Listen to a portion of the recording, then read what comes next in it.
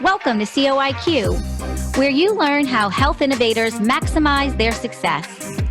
I'm your host, Dr. Roxy, founder of Legacy DNA and international best-selling author of How Health Innovators Maximize Market Success. Through candid conversations with health innovators, early adopters, and influencers, you'll learn how to bring your innovation from idea to startup to market domination. And now, let's jump into the latest episode of COIQ. Welcome back, COIQ listeners. On today's episode, I am speaking with the CEO of MedRock, Tony Rocklin. Welcome to the show. Thank you so much for having me. I really like that, MedRock, Rocklin. Yeah, that's nice. Thanks. I'm sure that's on purpose. That was not an accident. Yeah. So before we get started and get into all of our questions, tell our listeners a little bit about your background and what you've been innovating. Sure. So I'm in Portland, Oregon. I went to Oregon State University for undergrad, and then Pacific University for grad school for my master's and doctorate in physical therapy. And I was always involved with movement. I played basketball at Oregon State, and I knew I wanted to do something involving human performance and helping people to get moving. And so I've been a physical therapist for 22 years now. And then, of course, as it relates to MedRock, I had this idea for a way that we could help more people at home. So the genesis of my company, MedRock, was founded on this first medical device that I invented about 10 years ago. Wow. Okay, so tell us just a little bit about that device. So it's called HipTrack, and not to go too deep into too many details, I don't want to put the listeners asleep, but we basically have, when people get hip osteoarthritis, it's an incurable pathology, and it's going to slowly progress towards hip replacement if it goes on long enough. And hip replacements today will only last about 30 years at best. And we really only want to do one per person, because the second one is, you can do it successfully, but it's harder for the surgeon. There's less bone to work with. The results are varied. So we want to get people to 60 to 65 years old before their first hip replacement if we can help it. Well, it used to be grandma and grandpa back in the day getting hip replacements, but now it's 37-year-olds, 42-year-olds, 50-year-olds. And so my passion, my expertise came to helping people bridge that gap from diagnosis to hip replacement, or maybe they can make it without hip replacement. And one of the techniques that we do is called long axis traction. And, basically it's as simple as it sounds. You just pull on somebody's leg. Now, what we're doing it does certain things. It does give a lot of pain relief, but it starts to mobilize or stretch this tissue that gets really tight. And that's one of the problems with arthritis. You can't move your leg. And so people will say, oh, can you just do that for a half hour? That helps so much. And it's like, well, no, I can't just stand here and pull on your leg in clinic forever. So, well, why don't we get something at home? And so I thought there's got to be something out there. And, we have cervical traction and lumbar traction for back and neck. I'm like, there's got to be something. Couldn't find it. And I thought, well, somebody will invent this. I don't even know where to begin. And finally, after about 10 years of putting that off, I'm like, this is ridiculous. People need this. There's about 20 to 30 million people in the U.S. that need this today. Mm-hmm. And so I just basically went out and, long story short, invented it. Yeah. And so now somebody's got to do it. Yeah. And I'm really proud of it. It sells in 26 countries now. And, just this kid from Portland, Oregon made something to help change the world in some little way, That's what this show is all about, how each one of our guests and listeners are changing the world, shaping healthcare in their own small way. Yeah. So speaking of change, so the conversation that we're having today is, going to be slightly different than maybe we talked about a few weeks ago, because there's something that's really on the minds and the hearts of every entrepreneur, every health innovator out there. And it's kind of diving deeper into what does this COVID crisis mean for healthcare entrepreneurs as a whole, and then just to hear your story and how it's impacting your business. So first, just kind of tell me, or our listeners, what your take is on, how do you think this is impacting entrepreneurs in healthcare? Yeah, I have so many levels, so many feelings about this personally and professionally, as we all do. And funny, but not funny, my second product, Hot Rock, I launched about a week and a half before the crisis really hit. I did Well, not.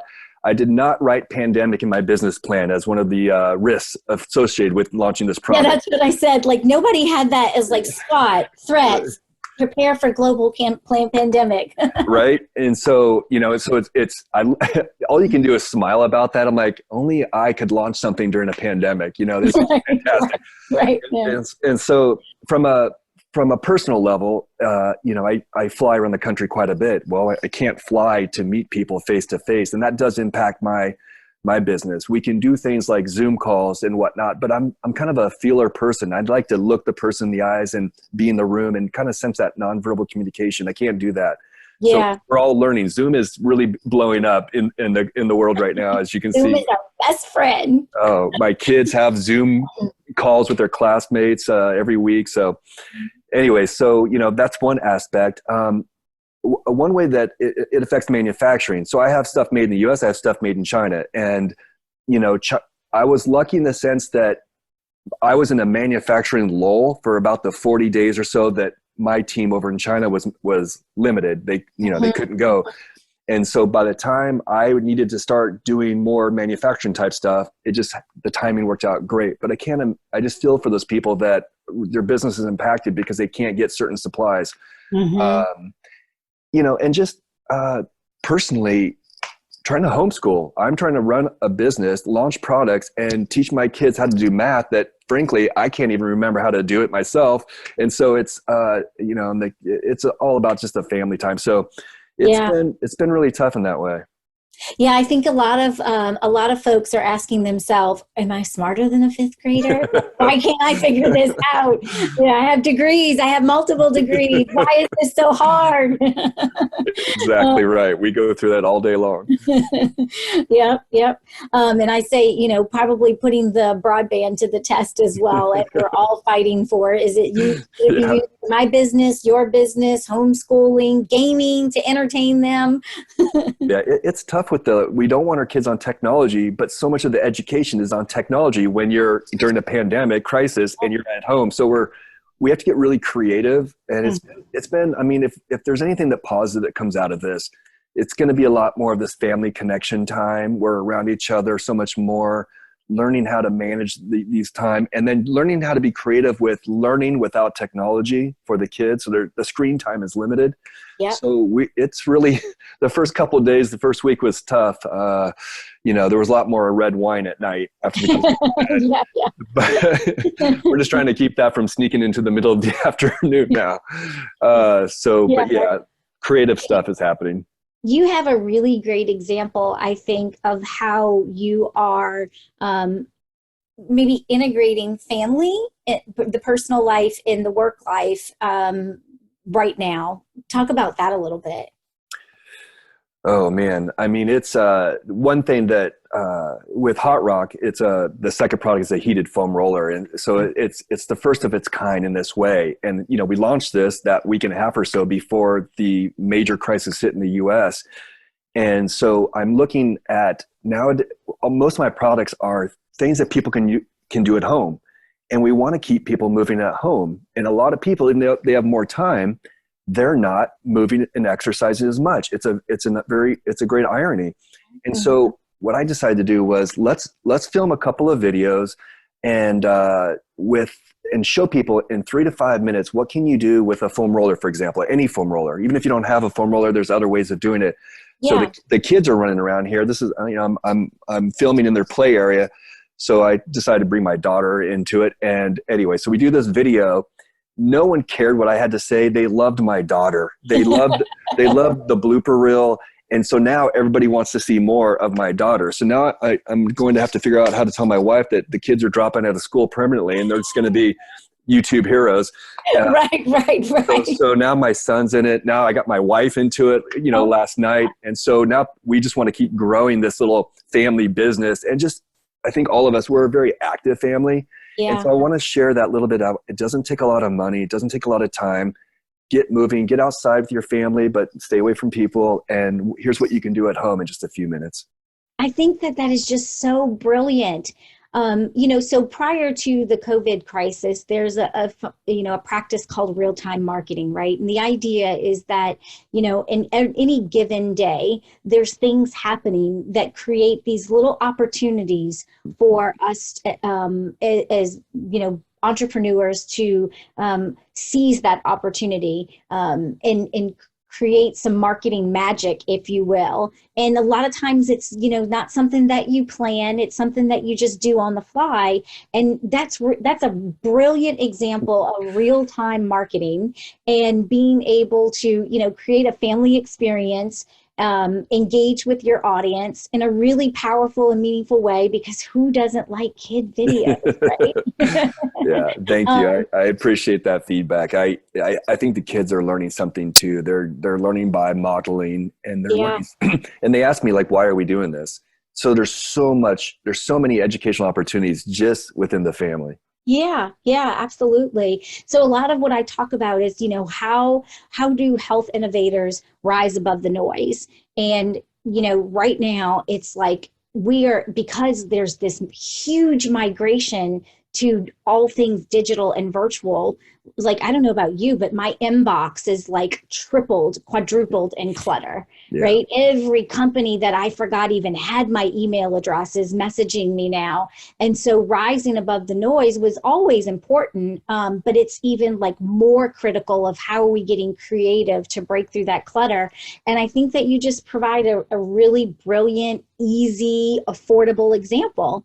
Yeah, thank you. Yeah, it's true. My inbox, I'm receiving so much information right now about how you get this to help this and get this to help this, and I really don't want my mission to get lost in that as well, because Right. I feel like on one hand it's like, okay, do people need this heated foam roller? Is it a luxury item? Is it too much? But on the other hand, one visit with myself in the clinic or another physical therapist chiropractor can be over $100.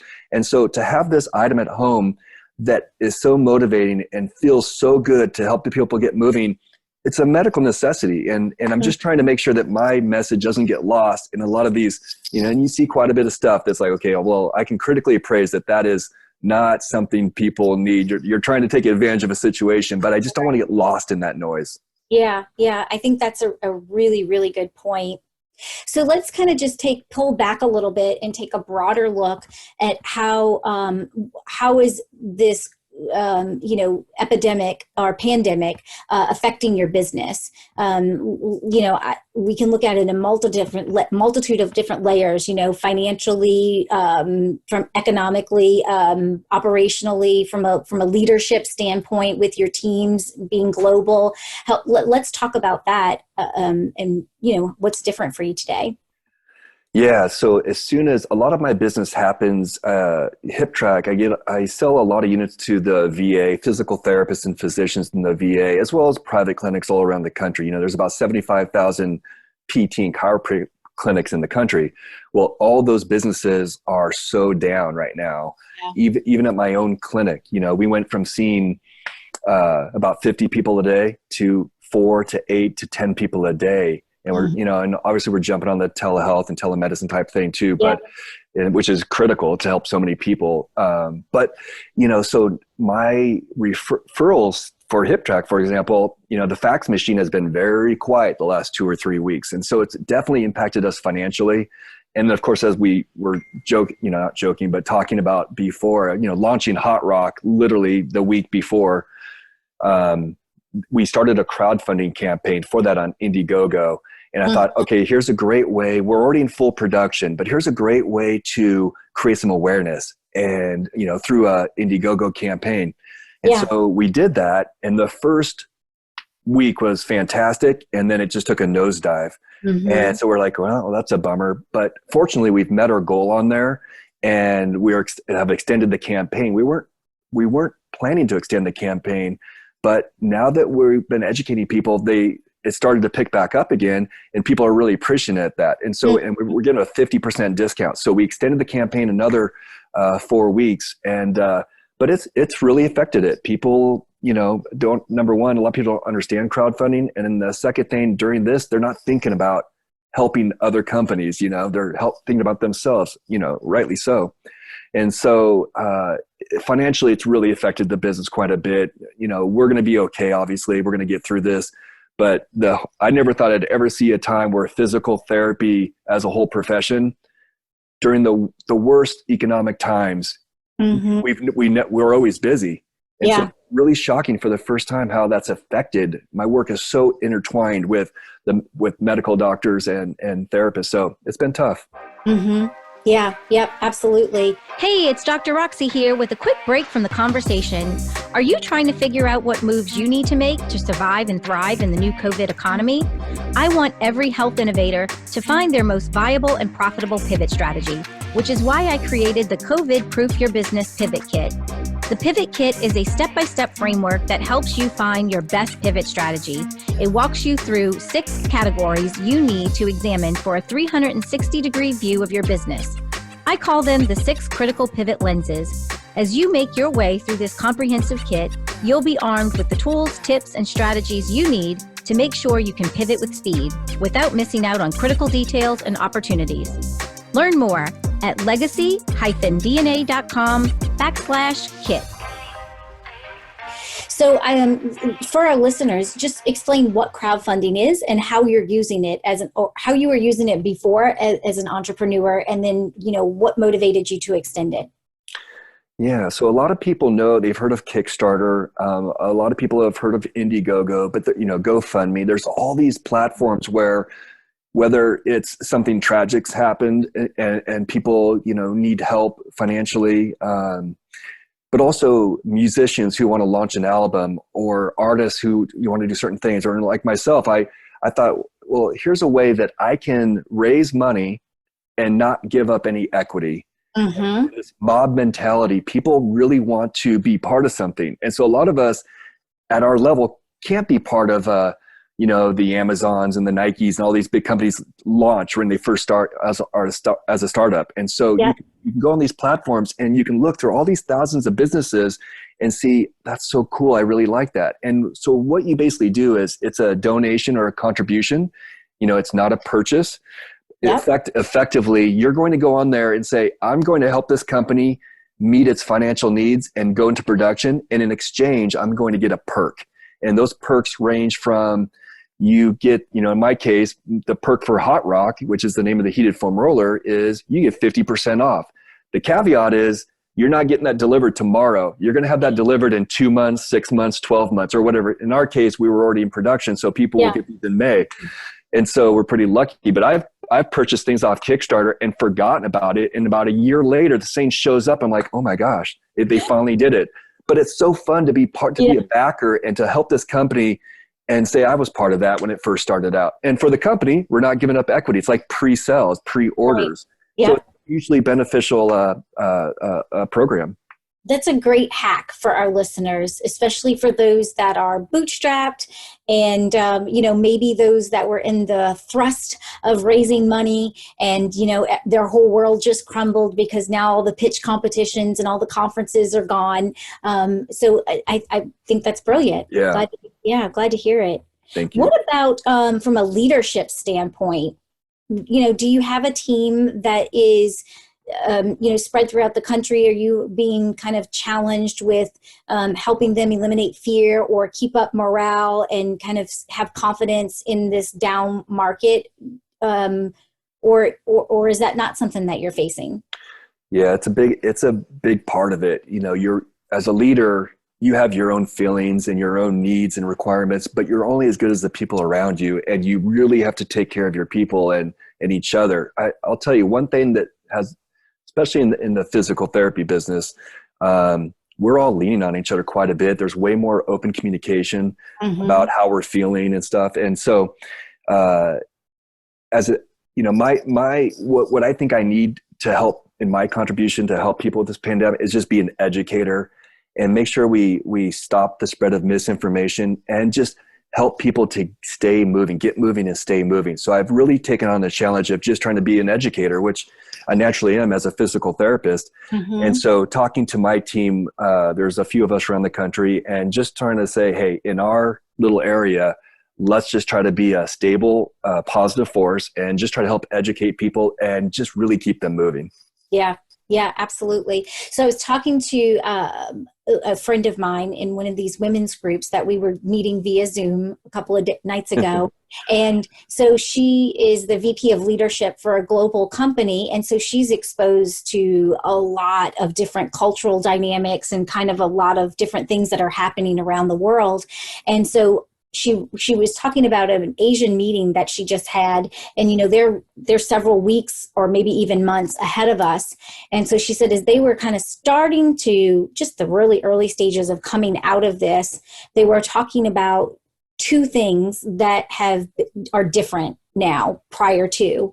And so I think all of us kind of leaned in and we're really anxious to find out like what's going to be that new normal, and almost kind of bracing ourselves maybe for, the negative part. And it was really surprising. So the first thing she said was that, people had a tendency to be more open-hearted, have their hearts open more and listen and really value and appreciate what the other person was saying and them as a person. And I thought, well, if that's what comes out of this, right, that's really good, right? Mm-hmm. And the second thing was this sense of global solidarity. And I thought that's a beautiful thing as well, kind of thinking that if those are the two things that rise out of the ashes, I think it's really for the first time ever, everyone around the world, we're all facing the same thing in a lot of ways. There's certainly some nuances that are different, but we're all facing this in some form or fashion. And so it makes you feel like, no matter what country, no matter what ethnicity, no matter where you come from, like we're all people and we're all dealing with the same thing. Yeah. Yeah. I tell you what comforts me personally, and I sort of wasn't aware of this until, about a week and a half ago, but it feels comforting that I'm not alone. Now we have our family, we're not alone, or we have friends, but it like as a human, it feels good. We're not alone. Doesn't matter, Republican, Democrat, doesn't matter how wealthy, how poor, whatever, it just doesn't discriminate. And so we're literally for me, for the first time as a species, we're in this together. Yeah, right. That comforts me that everybody's going through this. Jeff Bezos is going through this. Right. We're all going through it. So he's still looking for toilet paper too. Right. Yeah. It's just been really, really crazy in that way. And I think what you said, you hit the nail on the head. What comes out of this, I can already feel that the kids are more open-hearted. They're more sensitive. They're talking about their feelings. And my wife and I are looking at each other like, okay, don't move. Don't say anything. Let them keep going. This is fantastic. And, it's been if this can come out of that, and especially in our country now where there's a lot of divisiveness and whatnot, it really is pulling people together. Mm-hmm. Yeah. Yep. Couldn't agree more. So let's kind of just get back to the strategy component. And so what other things are you looking at when you are, considering how you might pivot around what's happening? I think that there's a number of different lenses that entrepreneurs have to look at. How we sell, how we market, how we message, how we position, all of those things may be different. It doesn't mean that we've got to change everything, but I think just taking the time to look at all of those things is really important, kind of triaging and seeing where are we, what needs to change, what are some other things that you're trying to figure out right now? One of the big things, and has a couple of layers to it, is I'm so used to flying around, meeting with people, providing educational, like clinical in-services, which is a big part of my company, and learning how to be more comfortable on these Zoom calls, learning how to do more webinars, how to reach more people. And really, of course, we need to do that all along. And that's one of my personal challenges, is that I just don't like being on webinars. I like to be in person. And so that has really pushed me more into that comfort zone of doing that. And helping to create the awareness. We've been talking as a team, and there's two parts to this, but even before the pandemic, we were already talking about we need to check these boxes. One of the biggest things was I was still working in the clinic. So, I mean, could be a whole nother conversation, but I'm trying to start this business, Medrock, while working 60 hours a week in the clinic. And, like a lot of us who are starting something, and this is great for other clinicians who really want to try to start, do something I've done, is you have to tolerate a certain amount of discomfort. Like you can't just quit your job, which is all your income. In my situation, I didn't have, all these, investors and money. Yeah. So you have to do both first. Can you tolerate the discomfort until you can get to a certain tipping point where it's still a huge risk, but now you can peel that away? So just this last year, I retired from ownership of Therapeutic Associates. That's the company we have in the Northwest, and stopped directing my clinics. I still go on Mondays for a few hours I still enjoy it. And it really helps with my current business. And so now my marketing team is like, finally, this guy can now start doing marketing 101. I'd never had time for any of this stuff they wanted me to do.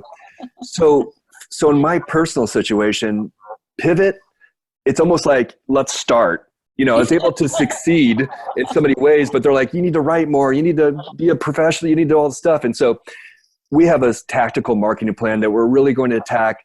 It was going to be January 2020. Now we're going to look at January 2021. But we'll do what we can for the rest of this year to create that awareness for all the products and things that we do. But man, I'll tell you, it's go time, but not quite yet. Yeah. So, that's another silver lining, right? Is that we have time to do the things that, maybe the team's been telling us we need to do for a long time. Yeah. I've written a lot of articles this last 2 weeks. I've written a lot of blogs.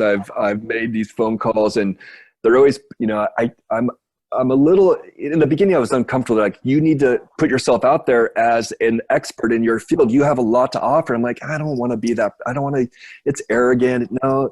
And they really have taught me, like, it's not arrogant. You have to be confident. You have to be a thought leader. You need to share what you have and make yourself that expert that you are. And I'm like, all right. So I've really worked on that this last couple of weeks of trying to put myself out there more.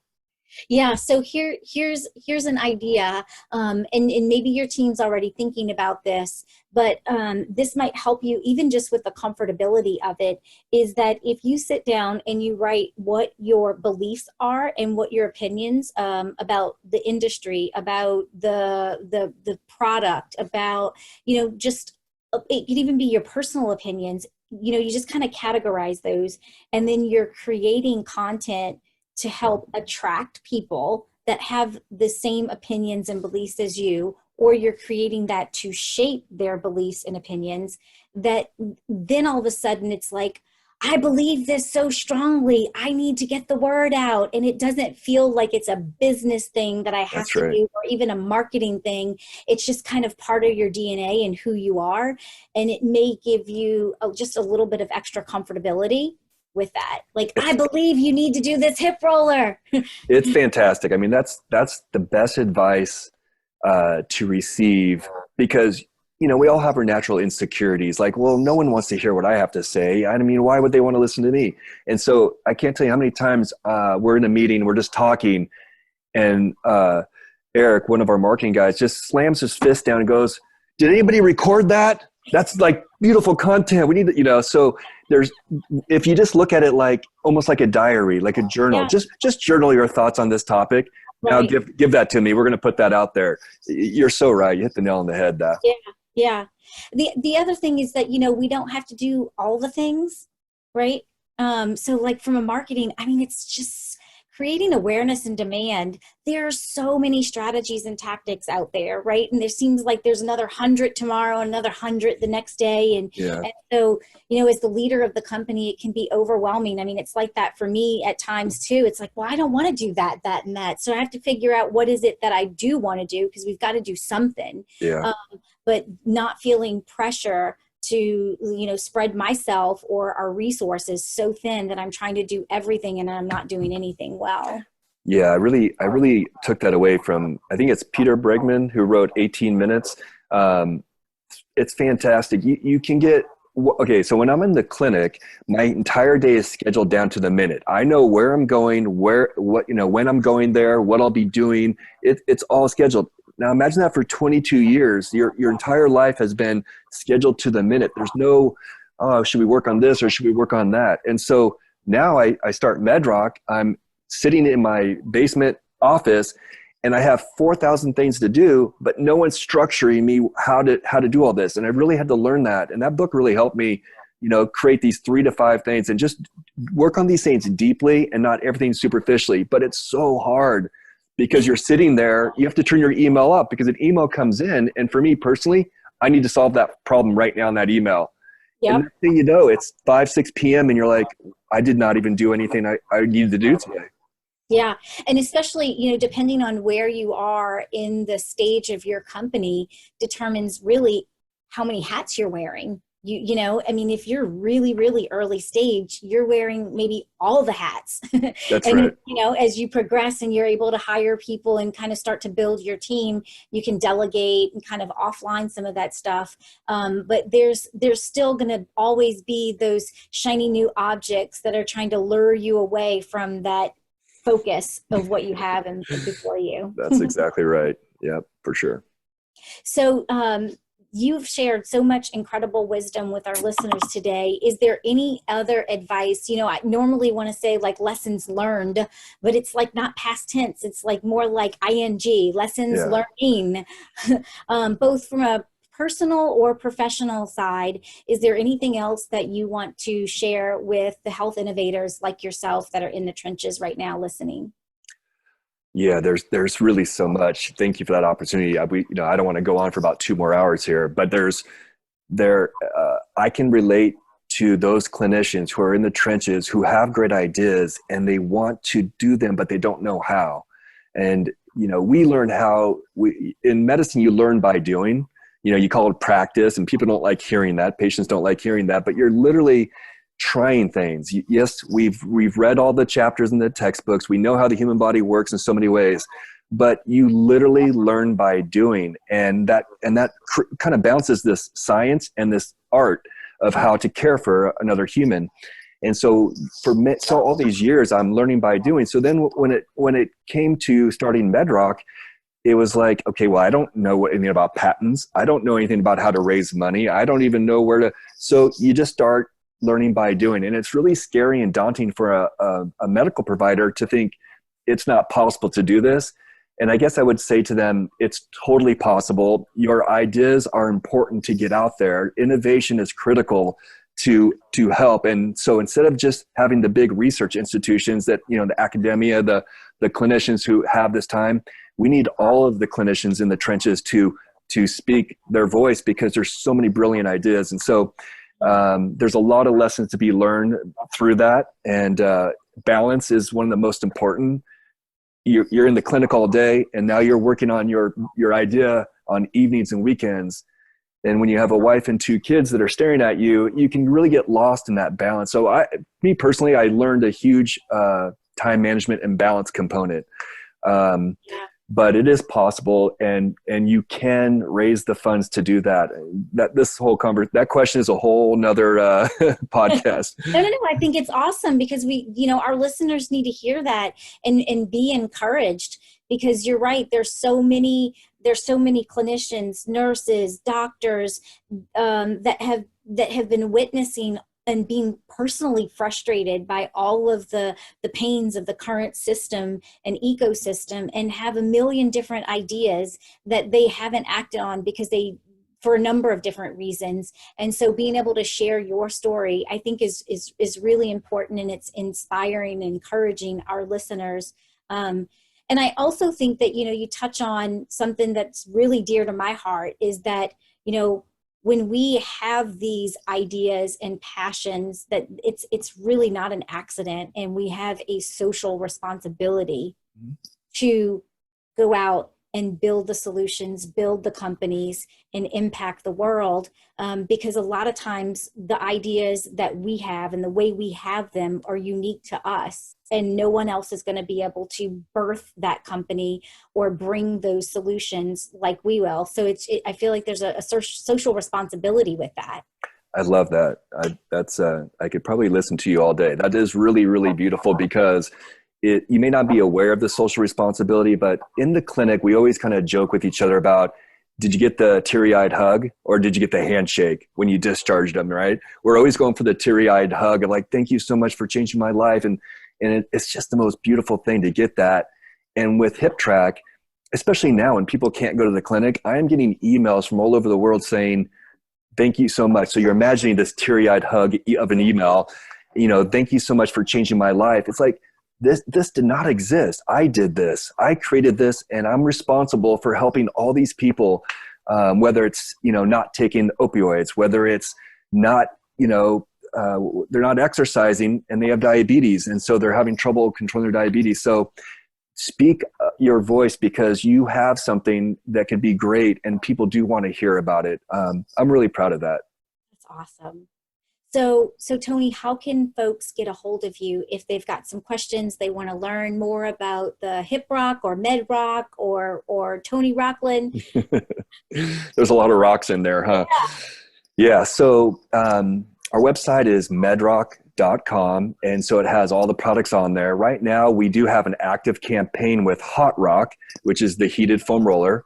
And but you can see all this information on medrock.com. And we have a couple, I think we're going to do 30 days left. So if people want to get that 50% discount, to help and also help be a backer for launching this company, that's the way to do it. But you can definitely find me. I love hearing questions and receiving all kinds of, whether it's medical questions or business questions on email. It's really awesome to connect with all these people around the world who have this shared vision or these ideas and just helping people. It's wonderful.